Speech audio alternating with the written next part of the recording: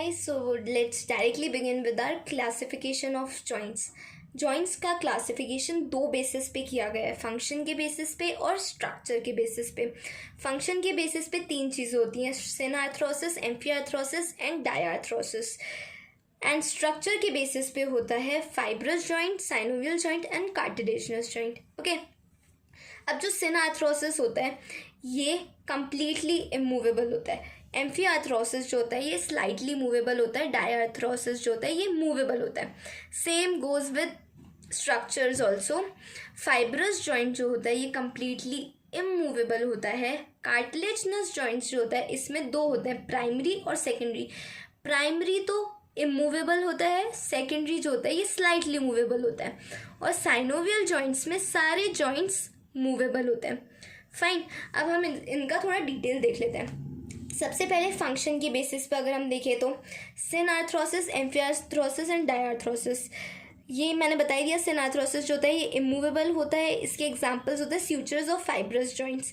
बताया था fibrous joint जो होता है ये इमूवेबल होता है। एम्फियार्थ्रोसिस में आते हैं सेकेंडरी कार्टिलेजिनस जॉइंट्स जो कि स्लाइटली मूवेबल होते हैं। और डायआर्थ्रोसिस में आता है साइनोवियल जॉइंट्स जो सारे की सारे मूवेबल होते हैं। अब हम देखते हैं स्ट्रक्चर के बेसिस पे क्लासिफिकेशन। स्ट्रक्चर के बेसिस पे सबसे पहला है फाइब्रस जॉइंट जो कंप्लीटली इमूवेबल होते हैं। इनमें तीन चीज़ होती है, स्यूचर्स, सिंडेस्मोसिस एंड गोम्फोसिस। स्यूचर्स स्कल में प्रेजेंट होते हैं, फॉर एग्जांपल सेजाइटल स्यूचर्स, ठीक है। और इसमें जो बोन्स होती है, बोन्स के बीच में कनेक्टिव टिश्यू प्रेजेंट होता है। जो सिंडेस्मोसिस होते हैं इनके बीच, बोन्स के बीच में फाइब्रस यूनियन होता है और इसका एग्जाम्पल है सेक्रोइलियक जॉइंट। सिंडेस्मोसिस में ऐसा आता है, सेक्रोइलियक जॉइंट में भी ऐसा आता है, तो इससे लर्न कर सकते हैं। देन गोम्फोसिस। गोम्फोसिस का तो बेस्ट है टूथ मतलब यही है। टूथ और जो अपना गम्स होता है इसमें जो जॉइंट होता है वो होता है गोम्फोसिस। ये किस तरीके का जंक्शन है? Peg and socket junction. Peg मतलब जैसे वुडन पैग्स नहीं होते, मतलब बार टाइप स्ट्रक्चर छोटे छोटे जिनको हम पकड़ के ऐसे उठा भी सकते हैं और वो एक सॉकेट में होते हैं, है ना। तो नीचे एक सॉकेट होता है और वो पैग होते हैं, तो ये एक पैग और सॉकेट टाइप्स का जंक्शन बनाते हैं, जैसे कि टूथ और सॉकेट जो गम सॉकेट है, ये सब कुछ इमूवेबल होता है, ठीक है। फिर उसके बाद आता है कार्टिलेजिनस जॉइंट्स। कार्टिलेजिनस जॉइंट्स में दो चीज़ होती है, प्राइमरी और सेकेंडरी। प्राइमरी जो होती है इसमें थिक प्लेट प्रेजेंट होती है हाइलैंड कार्टिलेज की, जिसके कारण ये इमूवेबल होता है। इसका एग्जाम्पल क्या है? एपीफाइसिस और मेटाफाइसिस के बीच में जो ग्रोथ प्लेट होती है हाइलैंड कार्टिलेज की, वो आती है प्राइमरी कार्टिलेजिनस जॉइंट्स में। इसमें ब्रॉड टर्म्स की बात की गई है, तो इसमें मेटाफाइसिस को डायफाइसिस लिख रखा है, बट वो वैसे मेटाफाइसिस ही होगा, ठीक है। तो प्राइमरी समझ आ गया। फिर उसके बाद आता है सेकेंडरी। सेकेंडरी स्लाइटली मूवेबल होता है क्योंकि इसमें हाइलैंड कार्टिलेज की थिन लेयर प्रेजेंट होती है। और इसका एग्जाम्पल क्या होता है? Pubic symphysis. अब इसको एग्जाम्पल को कैसे याद करो? सेकेंडरी से एस भी ले लो और सेकेंड भी ले लो। मतलब जो इसका एग्जाम्पल होता है उसमें दो वर्ड्स है, जिसका जो सेकेंड वर्ड है उसकी बिगनिंग हो रही है एस से, एस और सेकेंड, ठीक है। तो इसका एग्जाम्पल हो गया प्यूबिक सिम्फाइसिस। फिर उसके बाद है synovial joints. Synovial joints movable होते हैं। इसका निमोनिक है PHP बेक्स।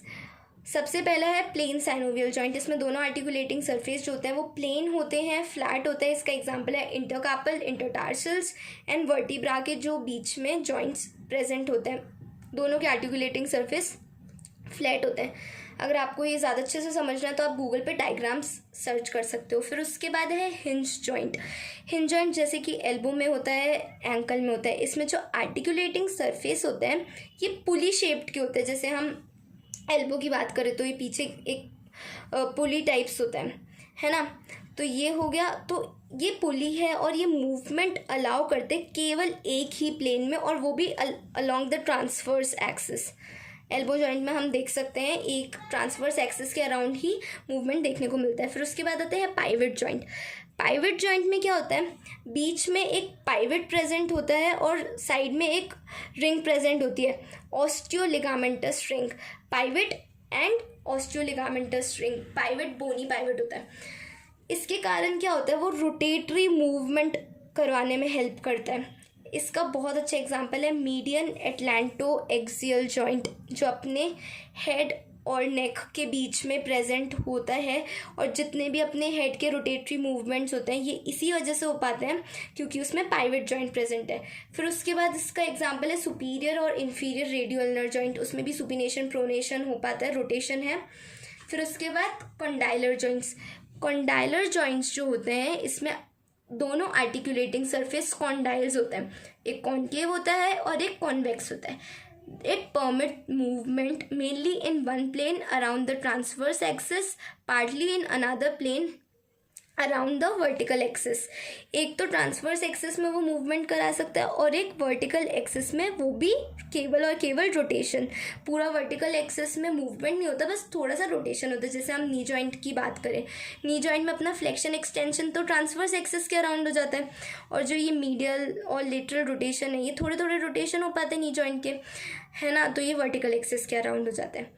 और इसका कॉन्डाइलर जॉइंट्स का दूसरा एग्जाम्पल है TMJ, that is temporomandibular joint, इसमें भी कॉन्डाइल्स प्रेजेंट होते हैं। फिर फिफ्थ है एलिप्सॉइड जॉइंट। अब एलिप्सॉइड जॉइंट में क्या होता है, इसमें एक आर्टिकुलेटिंग सरफेस तो कम्प्लीटली ओवल होता है और जो दूसरा होता है वो एलिप्टिकल होता है। इसका एग्जाम्पल है wrist and metacarpophalangeal joints. Free movement देखने को मिलता है दोनों एक्सिस में, ट्रांसवर्स एक्सिस में फ्लेक्शन एक्सटेंशन देखने को मिलता है, एंटीरियर पोस्टीरियर एक्सिस में अबडक्शन एडक्शन देखने को मिलता है, और सरकमडक्शन भी देखने को मिलता है, पर इसमें हमें रोटेशन नहीं देखने को मिलता अराउंड वर्टिकल एक्सिस। ओके, ये फ्लेक्शन एक्सटेंशन हो गया, और इधर हम देखें तो ये फ्लेक्शन एक्सटेंशन हो गया, अबडक्शन हो गया, सरकमडक्शन हो गया, बट रोटेशन नहीं होता। फिर उसके बाद saddle joint. One articulating surface is saddle shaped. मतलब सैडल क्या होता है, जब हम कोई हॉर्स राइडिंग करते हैं या फिर किसी एनिमल की राइडिंग करते हैं तो हम उस पर बैठने से पहले एक सीट रखते हैं जिसे हम सैडल कहते हैं, ठीक है। तो वो सैडल इस तरीके का होता है जो हम उस हॉर्स पर रखते हैं। तो इसमें एक आर्टिकुलेटिंग सरफेस जो होता है वो सैडल शेप का होता है, और जो दोनों आर्टिकुलेटिंग सरफेस होते हैं उनके बीच में कॉनकेव कॉन्वेक्स रिलेशन होता है। फिर उसके बाद movement same as permitted by ellipsoid joint, plus इसमें थोड़े लेवल पर हमें रोटेशन देखने को मिलता है, बट कम्प्लीटली नहीं देखने को मिलता जैसा कि बॉल एंड सॉकेट में देखने को मिलता है। इसका एग्जांपल है फर्स्ट कार्पोमेटाकार्पल जॉइंट, मतलब थंब, और स्टर्नोक्लैविक्युलर जॉइंट। लास्ट है बॉल एंड सॉकेट जॉइंट। इसमें क्या होता है, आर्टिकुलेटिंग सरफेस जो होता है, एक ग्लोब्यूलर हेड होता है, एक कप शेप्ड सॉकेट होता है। Movement occur around indefinite number of axis with common centre. इसमें सारे मूवमेंट देखने को मिलते हैं, flexion extension, abduction adduction, medial and lateral rotation, circumduction, सब। और इसमें एक ग्लोब्यूलर हेड होता है और एक कप शेप्ड सॉकेट होता है। तो इसके एग्जाम्पल्स है हिप जॉइंट और shoulder joint. So this is all about classification of joints. I hope आप लोगों को समझ आया होगा। Thank you so much for watching my video, and if you want the pictures of my notes you can refer to my Instagram page by the name Caduceus_Khyati. Link is also given in description box. Thank you.